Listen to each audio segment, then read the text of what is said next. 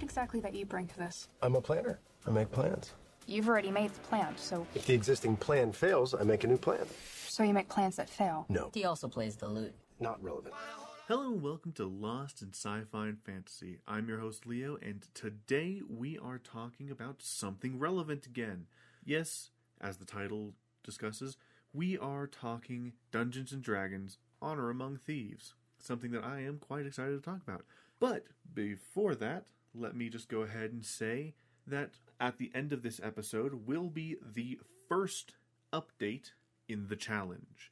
As I talked about in the recent short, as well as the recent video and mini-ish podcast episode that I posted, starting today, when this episode goes up, April the 3rd, going on, I will be reading all of the Percy Jackson books, as well as Percy Jackson related media, save for one thing. Well, one set of three things. And I will be reading 3 Spacer books to keep my sanity there. But the first of the updates will be at the end of this episode. And at the end of every episode going forward. Weekly. So that's going to be fun. But there's a bit of a caveat. This week's update is a bit of a special one, as I haven't started the challenge yet as of recording this. And also, technically, as of the beginning of the challenge on the first day. Because I'll probably have started it around the time, maybe a little bit later in the day, this episode goes out. But, you know, I might start it at midnight. I don't know yet. I'm now me, not then me. So we'll figure it out as we go. But for this update, I will be going over my strategies for what I intend to do during this challenge. Like my kind of my train of thought, so to speak. We'll talk more about the challenge later, you know, at the end of the episode. But anywho, with that out of the way, let us dive on into Dungeons and Dragons. Now, my history with this movie, and I guess Dungeons and Dragons in general, isn't exactly a super deep one, I guess. I got interested in Dungeons and Dragons, I want to say like 5 to 10 years ago, give or take. And my interest, I was always interested in it, but I never really attempted to do anything about that for a long time. Because for the most part, D&D was just kind of this mysterious thing that people, you know, played and whatnot. And I would look at media of it, and I actually had watched at some point, because we had it on VHS, the 2000s, like that came out in the year 2000, Dungeons and Dragons movie, which is not very good. That one's not very good. Oh well, it's a shame, but you know, what can you do about it? Make a better movie. And I will say up front that I feel that they did with this movie. They actually went and did a better movie. So I give them, you know, a little round of applause there, because, you know, they took a franchise that hasn't had the best media representation and did something good with it. And I applaud that. I haven't played a whole lot of D&D myself. I've played D&D based stuff, like D&D Online, and other video games, I think. Maybe another video game here or there. And then I played a few sessions with some friends, a few sessions with some family. But other than that, I haven't played a whole lot of it. I've mostly listened to D&D podcasts. I've listened to The Adventure Zone as well as D&D's for Nerds. And both of those series are fabulous and funny and great. But I would say if you're looking for just pure dumb fun and what you might kind of expect from D&D, you know, not necessarily super serious and dour, I would recommend D&D's for Nerds, actually. Because one, there's some homebrew stuff in there that I absolutely love. They tend to stick solely to D&D, as the name of their show is D&D's for Nerds, while the Adventure Zone kind of wanders the different games, which is not bad, but does lead to some tonal whiplash between series. So, anyway, with that aside, let's kind of talk about this movie a bit more, of course. So, it had a bit of a tall task, because D&D is, of course, about people immersing themselves into a world.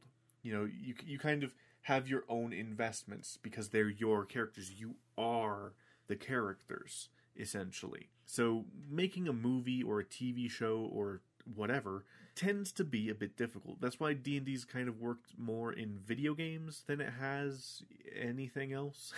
Like the D&D movie from the year 2000 had a massive issue. It didn't really rely on any of the source material that was out there. In fact, because D&D is so heavily reliant on the user, especially back then, it's kind of hard to actually make a different story, except for if you got someone who knew D&D really well. And it seems like they didn't for the 2000s one. They misused monsters, barely had any monsters in it, and it just overall was kind of bland. Where this one, corrects a lot of that, which I think is good. There was also a D&D TV series, which I don't know a whole lot about, to be honest. I know that it had a dungeon master, and then pretty much all of the different classes in one thing. I think it came out in the 80s or 90s, maybe? I'm pretty sure it came out around the 80s, because I think it was around He-Man time. I'm not sure. I haven't watched it, to be honest. I've seen clips and images, but I haven't watched it. But that is another thing. The 2000s movie just tried to do something vaguely fantasy, and it didn't work out for it. This movie, luckily, has learned from the mistakes of the past and decided to just cram pack it with D&D stuff. By starting with the setting. It is set on the Sword Coast, a very recognizable location for D&D fans. And that is very important. There's recognizable creatures, recognizable races. They're even called out by name, and it's great. Even some legendary characters are called out by name, and that's good. It's fan service. For some people, it might be just, especially that are steeped in D&D, which luckily I'm not that deep into it. I have a set of D&D books that's kind of been compounded into one. I can't remember what it's called. It's Raven something, I think.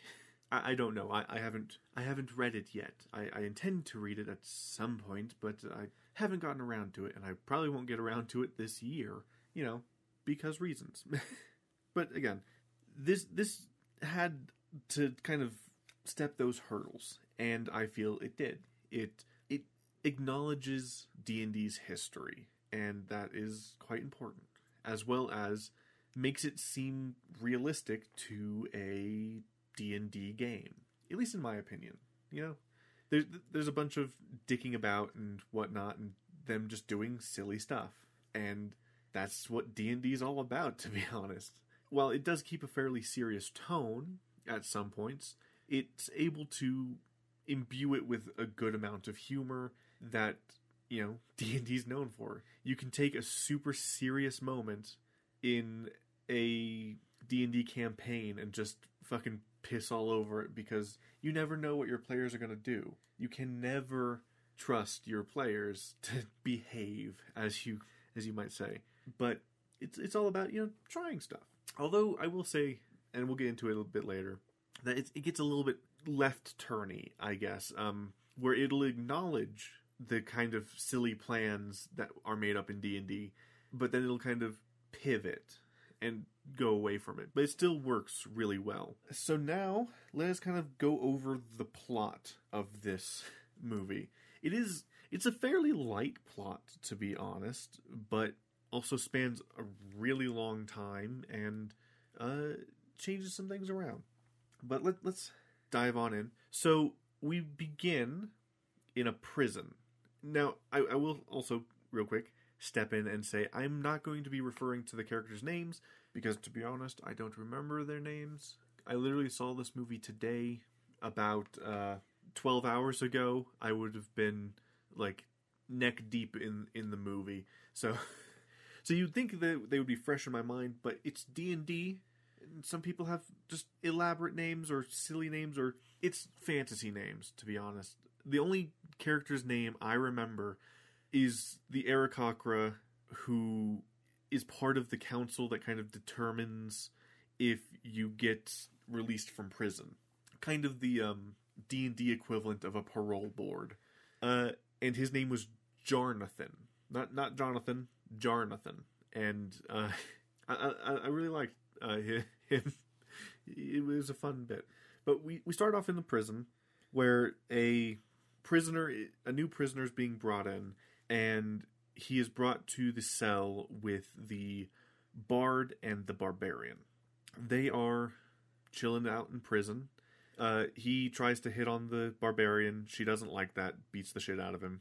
You know, classic stuff. And then we cut to a scene where they're kind of just breaking some ice, because I guess that's their like manual labor at this prison, is breaking some ice. Then he's discussing their plan for potential escape, and really it's just they're hoping that with Jonathan there, they will be able to be granted leave or granted pardon, to where that they'll be able to leave. And so they're brought before the parole board, as I'll just call them.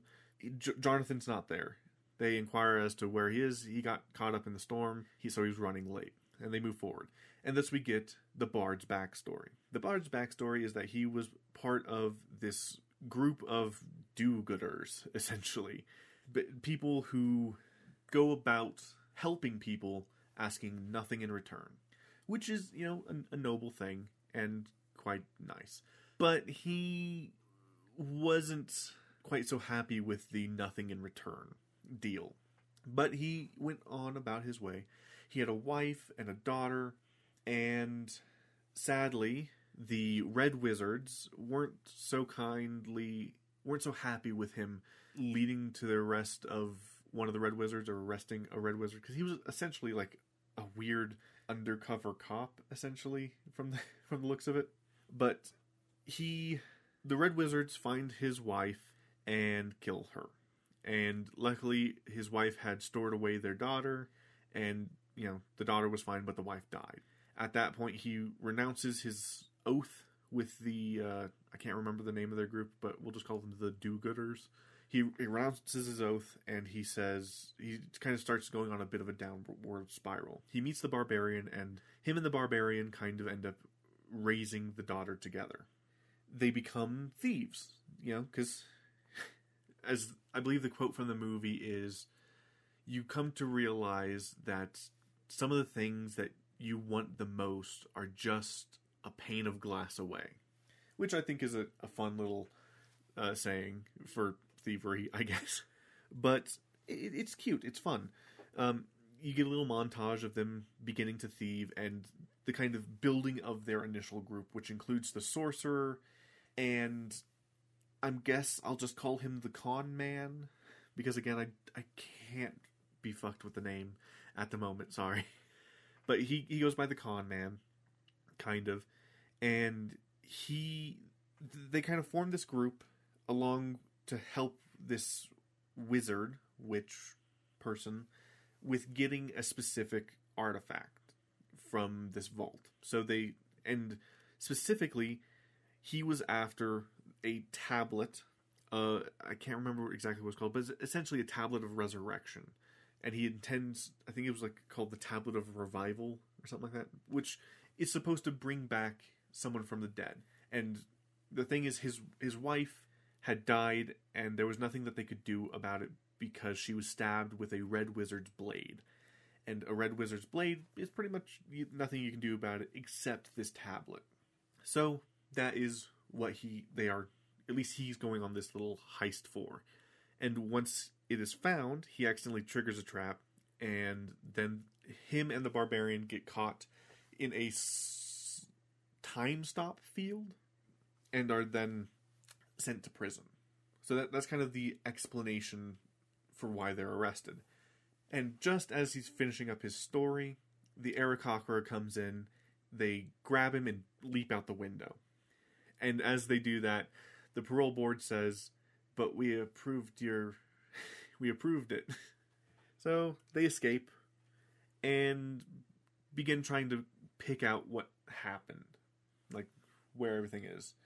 And they discover that the con man has become much more in the past 2 years, as he is now the leader of Neverwinter, which is kind of where we start properly getting like the nice things. I mean, the Red Wizards and whatnot are like a big enemy in D&D,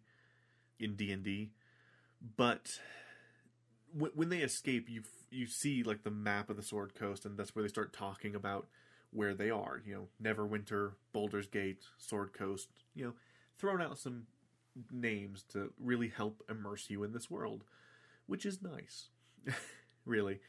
And then we kind of start hearing a little bit about the barbarians' past, but that doesn't really come to fruition until later down the line. So they head to Neverwinter to see what's going on. He reunites with his daughter, who is not really happy with him for having left. And this is where we find out that the con man has been he kind of took over being a dad. He finds that he really enjoys being a dad. But, he's pretty much doing what he always does. He lied to her, claiming that instead of a tablet of like resurrection or restoration or whatever it's called, it's a tablet of greed or fortune or whatever. Basically, that he left her over something quite small, money. He was being greedy because he's a thief. And we also find out that he kind of triggered we find out that he has been working with the witch, who is the one that triggered the time stop spell and trapped them in there.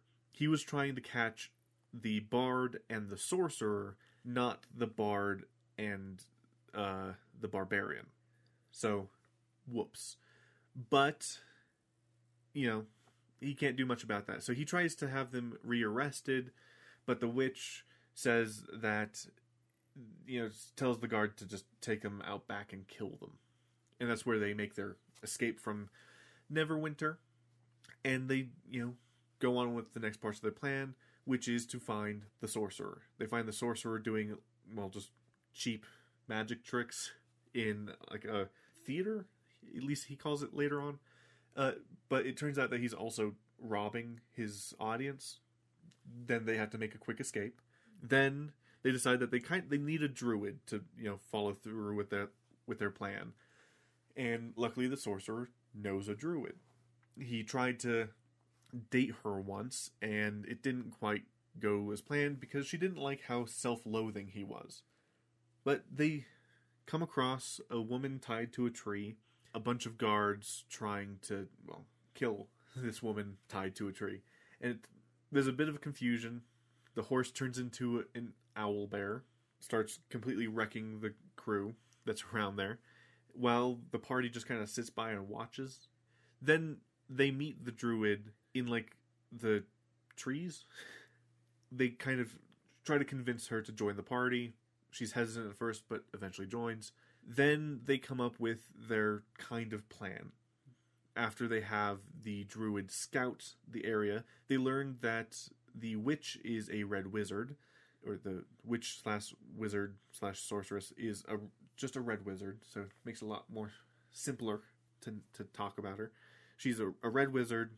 They don't fully understand what the plan is, why she's working with the con man, or why the con man's working with her. They don't fully understand. But they learn that the vault, where a bunch of money and the tablet are going to be, is locked by a very specific spell. The problem is that spell is pretty much unbeatable.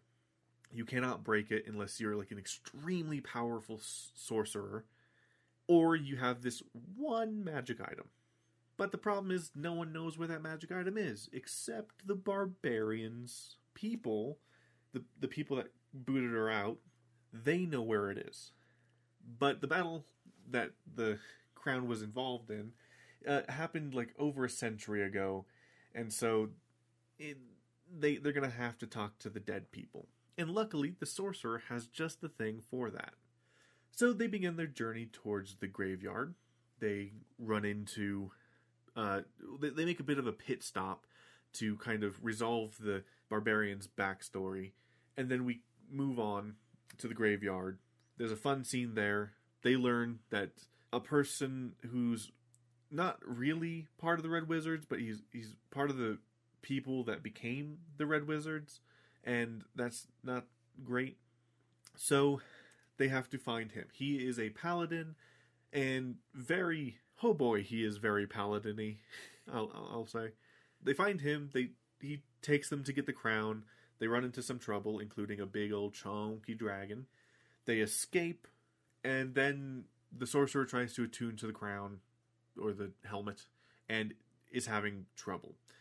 There's a bit of a schism in which it turns out that the reason why the bard's wife was killed is because he took some Red Wizard treasure, and he didn't know that they marked the treasure and were able to track it down.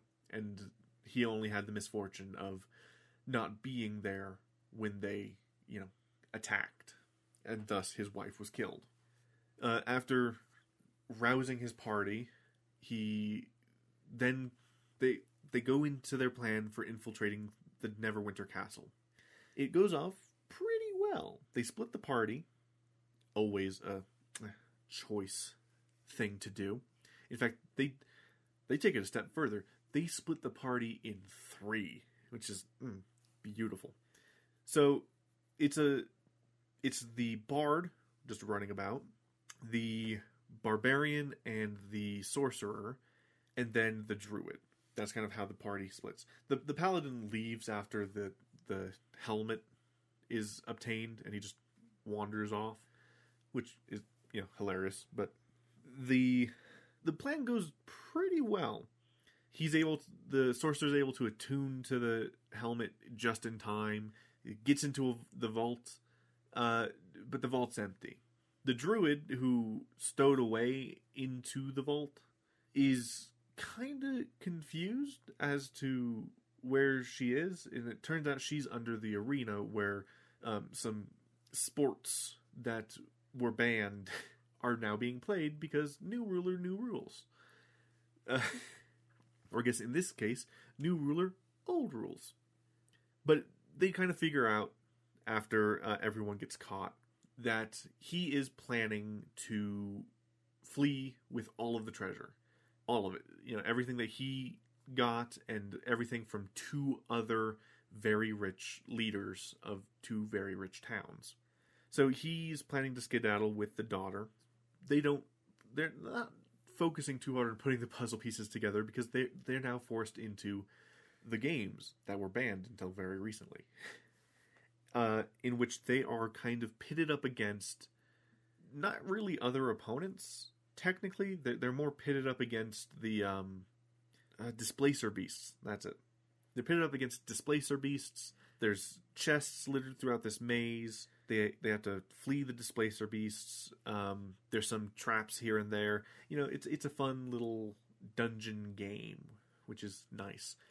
And this is where one of the best Easter eggs in the movie appears, and that is the cast, or at least the characters from the original D&D cartoon, which I find very cute. It's very cute, very fun, and much appreciated. Because it's just one of those details that you find nice. They don't say anything, and they don't really do much, and their fate is ultimately unknown, technically. They could have escaped. Who knows? But the party escapes from the games, go to the boat, hijack the boat, and leave.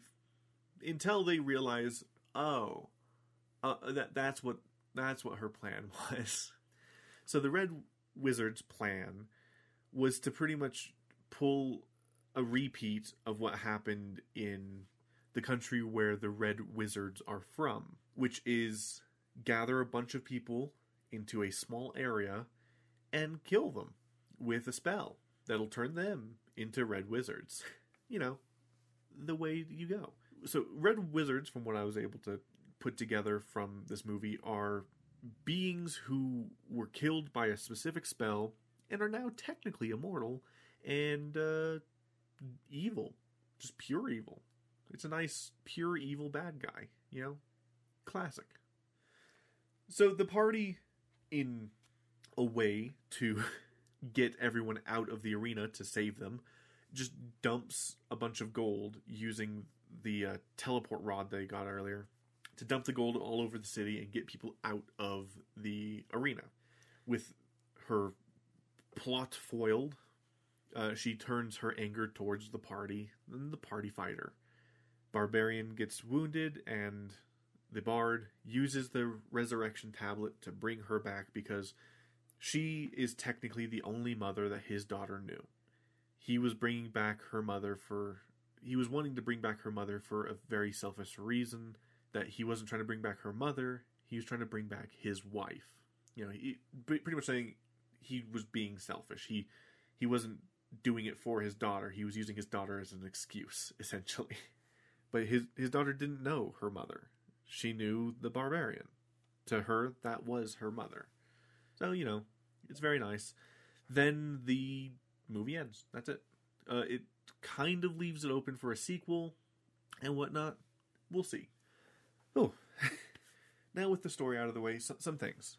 Like I said, I loved the Easter egg of the D&D cartoon characters. I loved that, though there wasn't a dungeon master, which is from the cartoons, but that's fine. I kind of wish that they had put in a post-credit scene, just kind of showing that they're still alive. That would have been nice.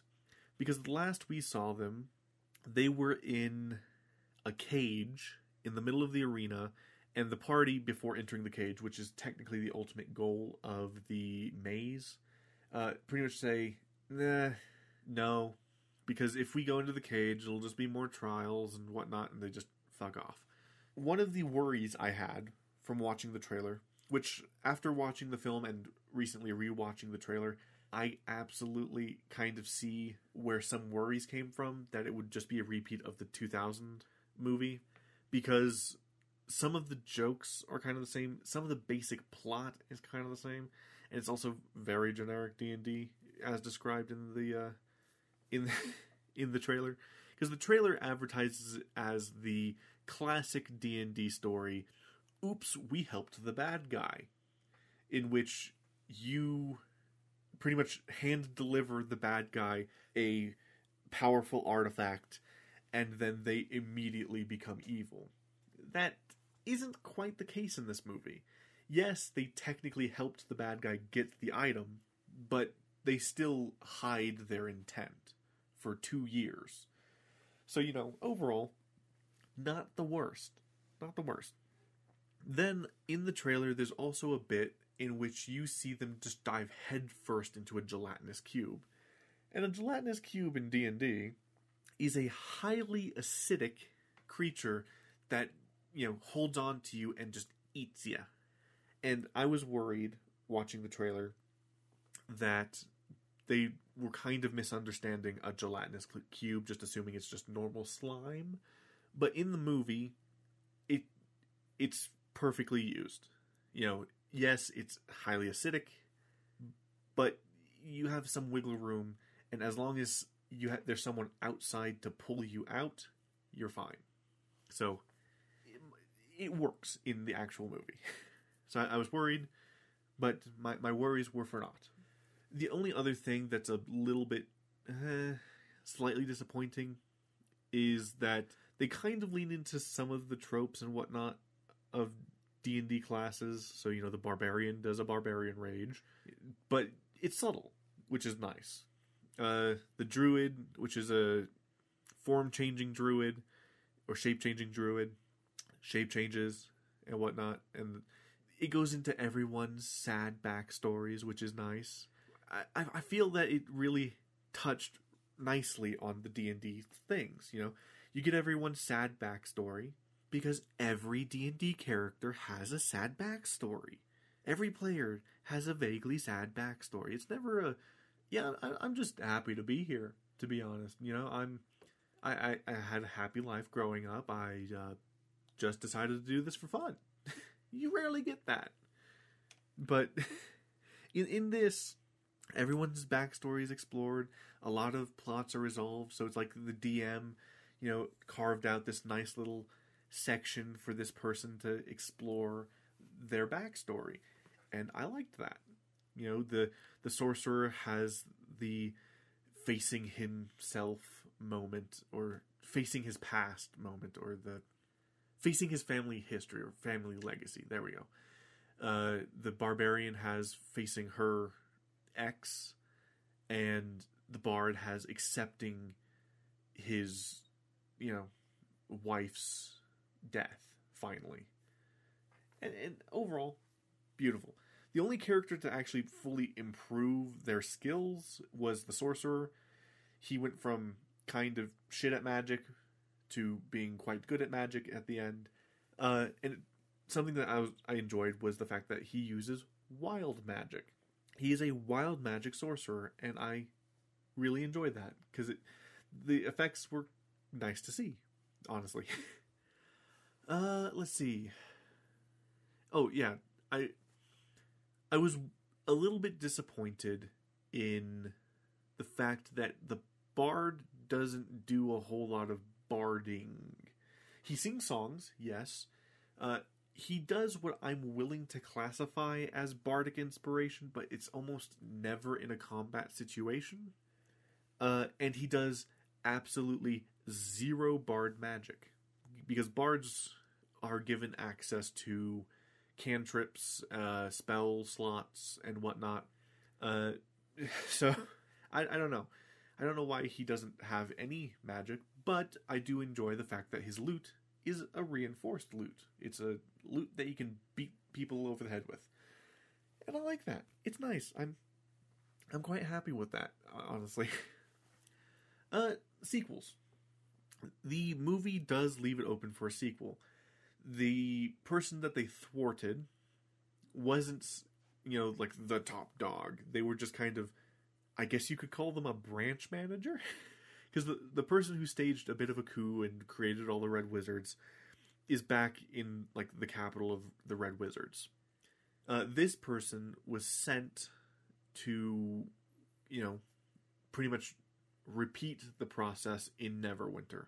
Get everyone in one place, turn them all into Red Wizards, so that they could then expand their sphere of influence out of their bit of territory. So there's an even bigger bad guy, but we'll see. We'll honestly see how well the movie does, and whether or not it will get a sequel. I honestly think that with the cast and crew and everything, it's perfectly good for a sequel. They did a really good job with this movie. And I do, real quick, before ending off, want to talk about a little bit about my experience watching the film. One, some of the things that were available at theaters, amazing. Like, some of the extras that you could get, absolutely amazing. So, if you went to an AMC theater, the popcorn bucket that you could get was a fabulously designed, massive D20. And I absolutely loved that. But if you went to a Cinemark theater, the popcorn bucket that you could buy, and I did, is the chubby dragon's head. And its head pops open around the brow and the horns. And it's absolutely hilarious, and I love it. It is beautiful. Yes, I got it. I'm absolutely ecstatic with it. They also had a really cool cup. Like, the design of the cup was really cool, but they were out of it. It sucked. We had to get the Super Mario cups for next week, as I plan on watching Super Mario next week. I'm not doing an episode on it, because my planning is terrible, and I'm getting tired of shifting my schedule. So, I'm not doing an episode on Super Mario. That's just going to have to wait. But sitting in the theater, it was a nice experience overall. I loved it. But something weird, because when the movie started, it didn't. So, on the screen, it came up as like a banner.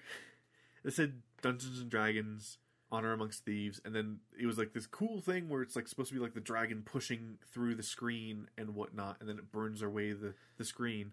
Cool.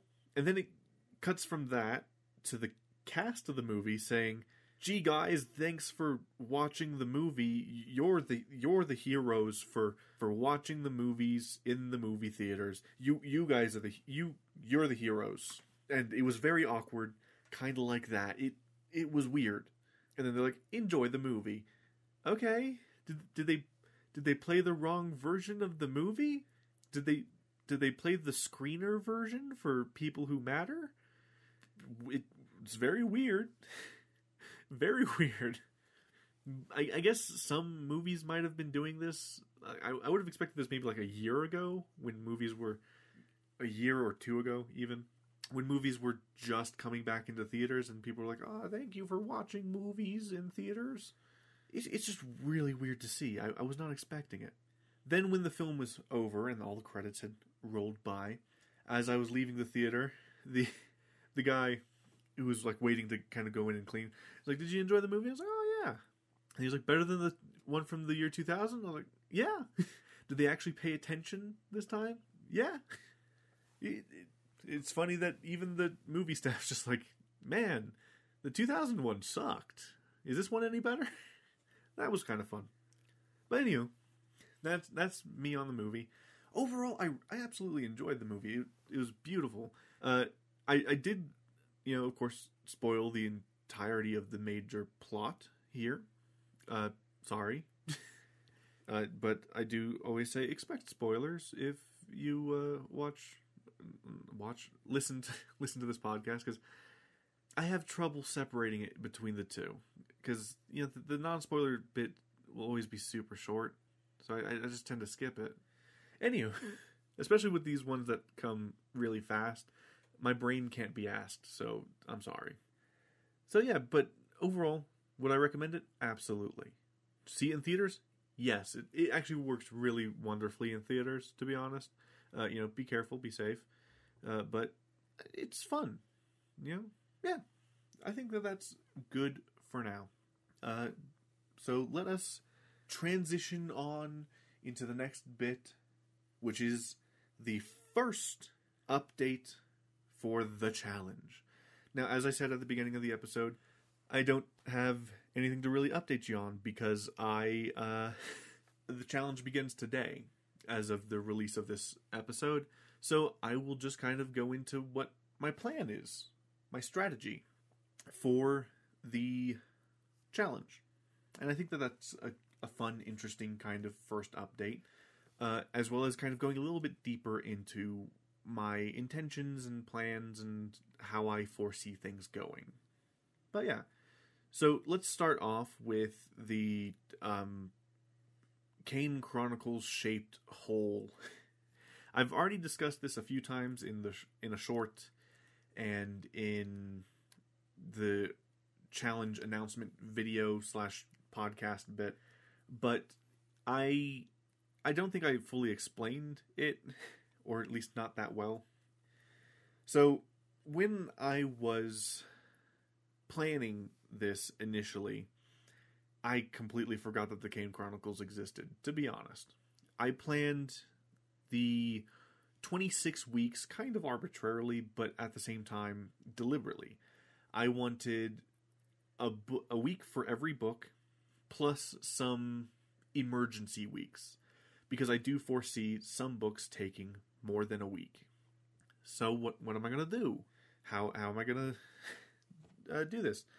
Well, I also figured, people like making things difficult, but I'm not going to make it, all that easy for it to become more difficult.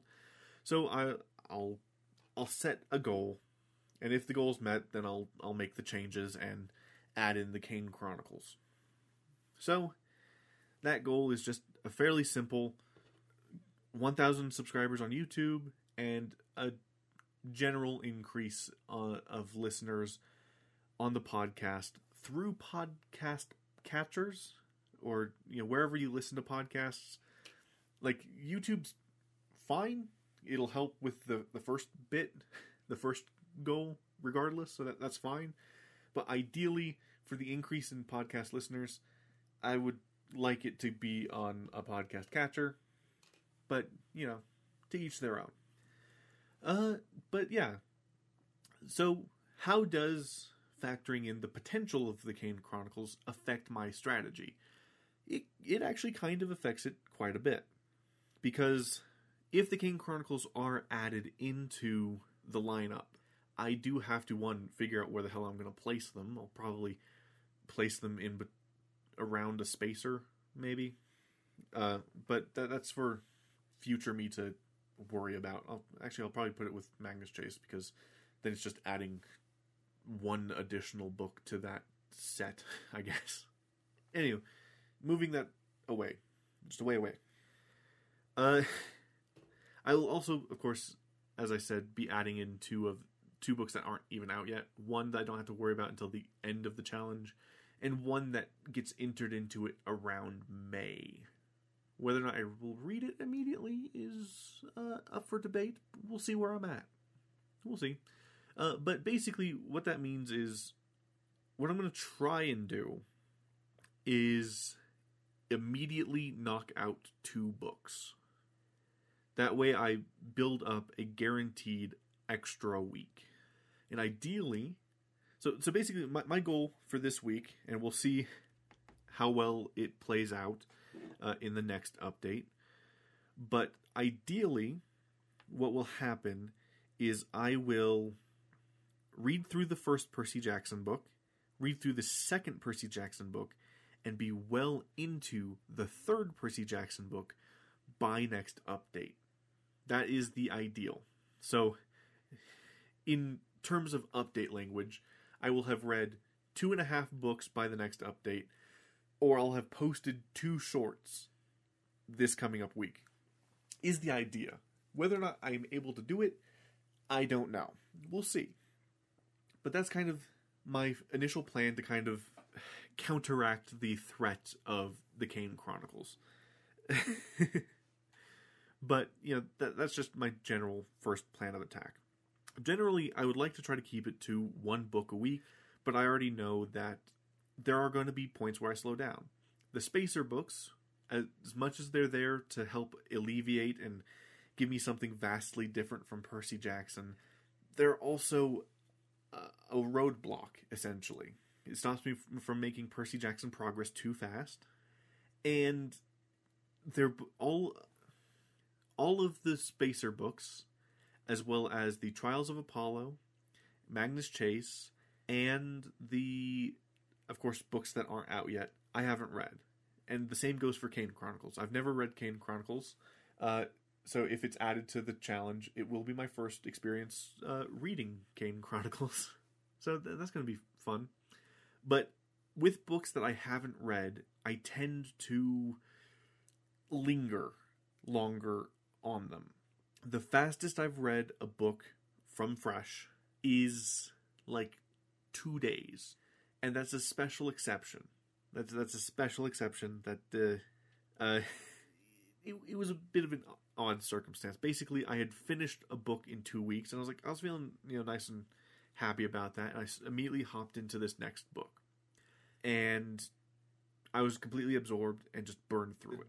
The 2 Star Wars books, Outbound Flight and Shadows of the Empire, they should be fine in theory.